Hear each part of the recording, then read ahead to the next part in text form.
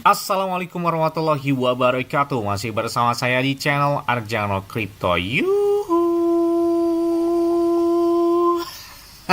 Hai. Woi, apa kabar kalian hari ini? Semoga kalian hari ini luar biasa karena market lagi bullish. Wow. Meskipun bullish tapi rasanya masih bearish ya. Bitcoin masih tertahan di angka 76.000, tapi si hari ini cukup warna hijau dibandingkan di kemarin ya, di angka 74, 75 ribuan ya. Tapi masih koreksi dibandingkan 3 minggu yang lalu ketika harga Bitcoin udah stand di atas 82, 84 ribuan dolar. Nah, ini memang kalau kita lihat kalender halving Bitcoin ya, di tahun ini itu adalah tahun koreksi untuk Bitcoin. Tahun 2026, 2027 adalah tahun sideways atau koreksi untuk si Bitcoin sendiri. Karena memang biasanya dampak setelah halving Bitcoin itu benar-benar berasa banget. Kalian perhatikan aja di halving Bitcoin kedua tahun 2016 ya, terjadi yang kedua itu tertingginya 2017. Artinya 1 tahun setelah terjadi halving Bitcoin, Bitcoin selalu mengalami puncak tertinggi sepanjang masanya. Kemudian halving Bitcoin ketiga tahun 2020 tertingginya 2021. Halving Bitcoin keempat tahun 2024 tertingginya tahun kemarin, tahun 2025, yang mana Bitcoin pada saat itu di atas 124 ribuan dolar.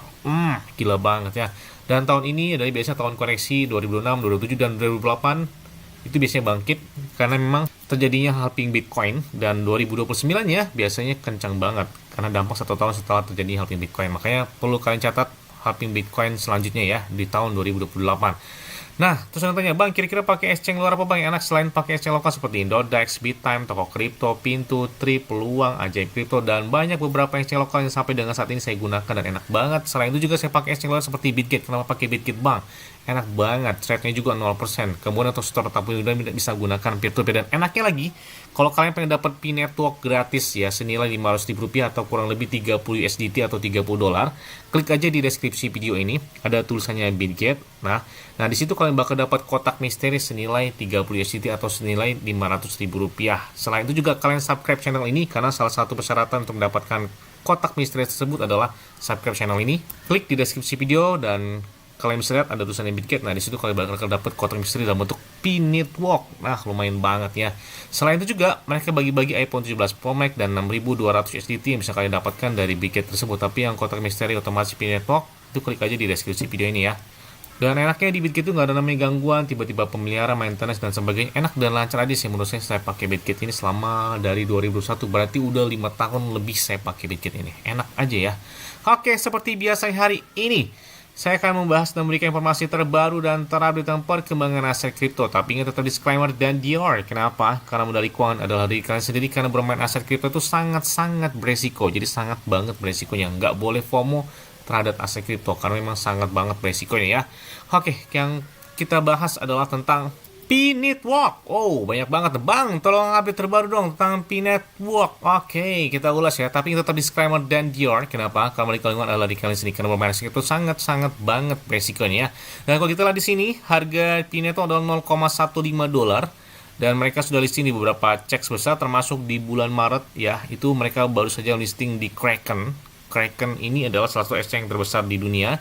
Dan selain itu juga mereka sudah banyak exchange yang menerima dari Pi Network, termasuk ada di Bitmart, Lbank, Exit.com, bahkan ada di OKX dan di Bitget ya. Jadi sudah ada di Bitget juga. Pi Network ini salah satu exchange yang support terhadap Pi Network karena memang bebarengan ketika mereka open mainnet di Februari 2025 lalu. Nah, salah satu exchange yang menerima atau melistingkan Pi Network adalah si Bitget dan si OKX ya.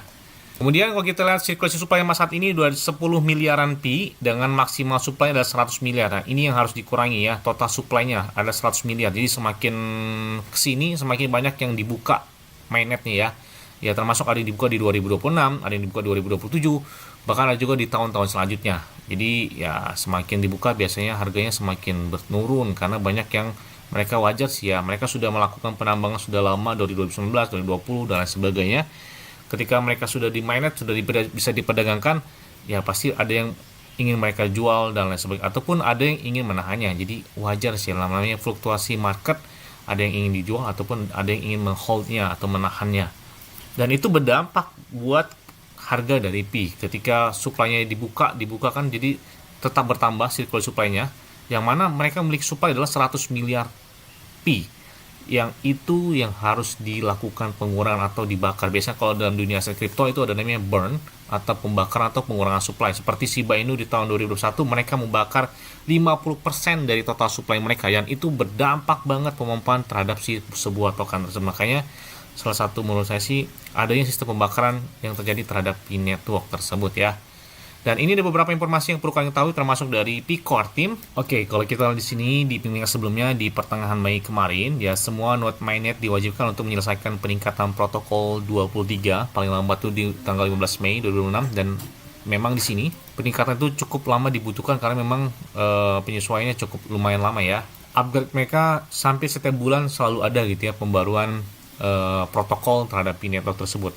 Nah, kita lihat di sini ada berikut adalah pembaruan jaringan bulan lalu, yaitu di bulan April, ya, lebih dari 100.000 Pioners itu telah diverifikasi KYC dan lebih dari 30.000 telah bermigrasi ke mainnet. Ya, ini pencapaian yang luar biasa terjadi di bulan kemarin.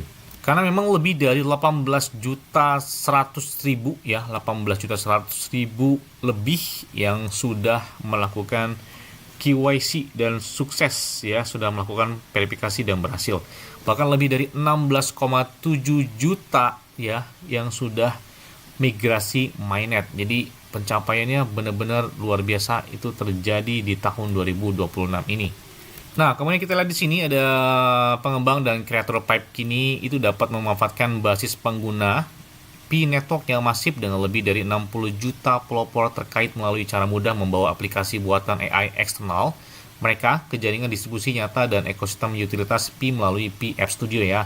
Bahkan kreator yang bisa jadi pengembang teknis atau orang produk non teknis itu dapat membangun aplikasi menggunakan platform seperti CodeX ya, Code, kemudian Replit, Cursor, Lovable atau alat pengodean berbantuan AI lainnya.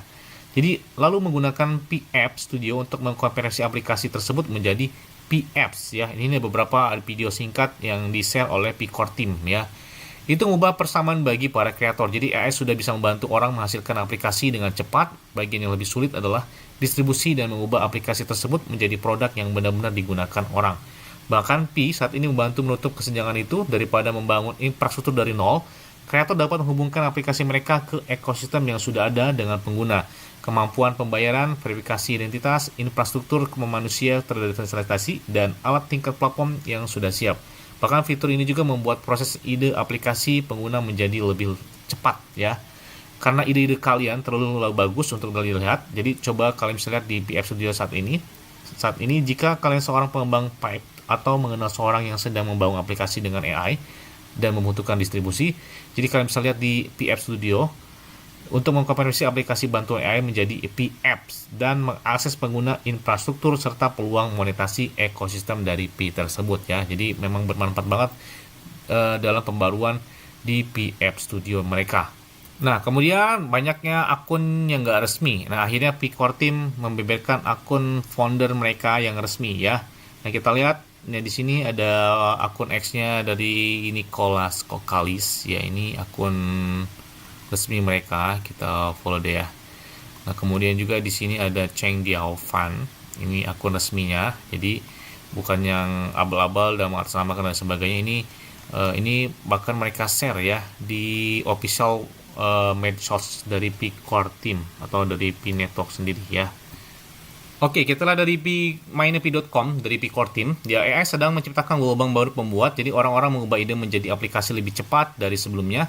Tapi kebanyakan pencipta itu masih menghadapi masalah yang sering terjadi, yang sama setelah membangun. Bagaimana cara benar-benar itu menjangkau pengguna. Jadi di Pi App Studio saat ini kalian dapat membantu menutup kesenjangan tersebut. Jadi pencipta saat ini dapat mengambil aplikasi yang dibuat dengan alat pengkodean AI eksternal dan menghubungkannya langsung ke ekosistem dengan 60 juta lebih pengguna yang terlibat membayar integrasi tenaga kerja manusia terdesentralisasi infrastruktur tingkat platform. Jika kalian mengenal pembuat pengkode pipe, pencipta indie atau komunitas AI yang mencari distribusi dan pengguna nyata, bagikan ini kepada mereka. Jadi ini memang kearahkan untuk ke Pi App Studio mereka karena memang ini membantu banget terhadap ekosistem dari Pi.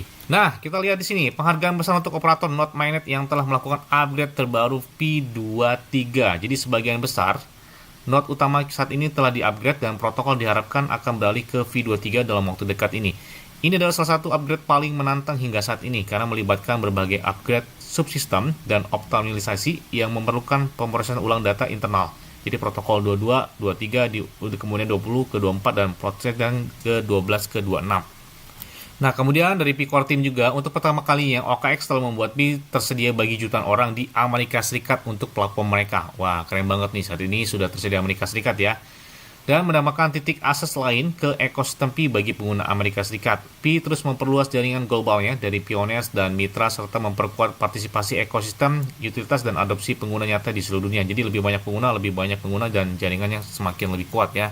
Kemudian kalau kita ulas di sini, ketika Cheng Diaofan hadir dalam konsensus 2026 di Miami, termasuk dari Nicholas Kokalis juga, founder dari VNetwork juga hadir, yang mana di situ mereka mempresentasikan dengan menyesuaikan Web3, AI, dan blockchain untuk utilitas ya, termasuk membahas bagaimana token itu dapat diberlakukan sebagai alat yang dapat mendukung akuisisi pengguna, keterlibatan produk, dan utilitas jangka panjangnya. Termasuk juga di sini founder dari Pi, si Nicholas Kokalis juga membahas tentang bagaimana sistem tersebut dapat memverifikasi partisipasi manusia sesungguhnya tanpa memerlukan pengungkapan informasi pribadi yang tidak perlu. Jadi panel tersebut membahas pertanyaan inti untuk era AI saat ini ya. Nah, yang terbaru, mereka secara resmi baru saja listing di Bitfont App ya. Jadi kalau misalnya lihat saat ini mereka membuka atau melistingkan perdagangan Pi Network yang mana di tanggal 25 Mei ya. Apakah bakal terjadi pemompaan? Bahkan mereka bagi 1000 Pi untuk 10 pengguna, dan ini salah satu penambahan bursa atau exchange yang menambahkan Pi Network di dalamnya. Ini salah satu pencapaian yang lumayan biasa di bulan Mei atau di kuartal kedua, karena kuartal kedua itu masuknya di bulan April, Mei, dan Juni. Dan di bulan April ini mereka baru saja listing di bitfont.app. Wow, oke, kita tunggu aja apakah bakal terjadi pemompaan di tanggal 25 mendatang atau nextnya di bulan Juni mendatang. Kita tunggu aja ya. Dan salah satu harapan yang kita nantikan adalah ketika mereka listing juga di Binance. Binance adalah salah satu exchange terbesar di dunia berdasarkan kapitalisasi pasarnya. Dan kalian bisa lihat ya, di Februari 2025 mereka sudah membuat vote ya agar Pi listing di Binance tersebut. Itu bukan dari komunitas tapi dari bursa Binance sendiri ya yang membuat vote-nya tersebut. Bahkan vote-nya lebih dari hampir 90%, 86% kalau nggak salah ya. Yang mana mereka menyetujui agar Pi listing di sana. Kita tunggu aja apakah bakal terjawabnya di tahun ini. Yes, kita tunggu aja ya. Yes, mungkin itu aja yang dapat sampai kepada kalian semua. Ingat ya, semua disclaimer dan diori. Kenapa? Karena mengenai keuangan adalah dari kalian sendiri. Selalu gunakan nyaman dan santai. Jadi apabila market dalam keadaan bearish, bullish, dan bagaimanapun kalian tenang dan santuy. Terima kasih.